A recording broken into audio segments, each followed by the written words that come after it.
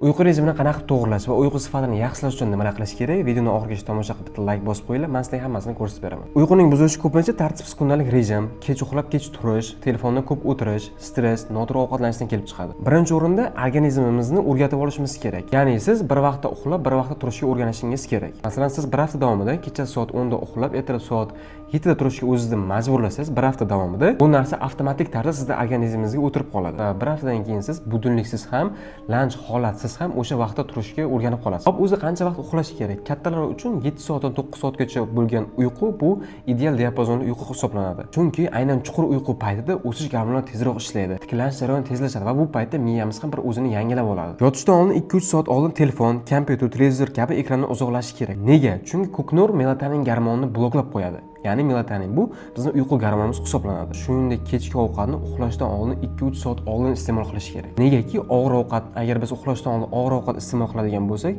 uxlaganimizda hamma energiya miyamizni yangilash uchun, miyamiz dam olish uchun emas, oshqozonimizdagi ovqatni hazm qilishga sarflab yuboradi. Va bu esa uyquni palapartish, uyquni sifatsiz bo'lishiga olib keladi. Va 16:00 yoki 17:00 dan keyin kofeinli ichimliklarni umuman to'xtatish kerak. Masalan, kofe bo'ladimi, energetik bo'ladimi?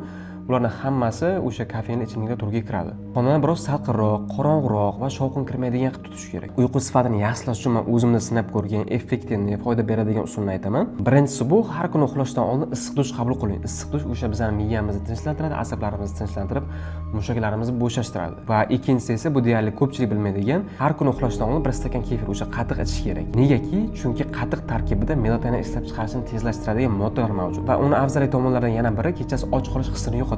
Uyquni yaxshilash uchun qanaqa qo'shimchalar ichsam bo'ladi deydi ko'pchilik. Bu olmaslik 3 ta misol keltirib beraman.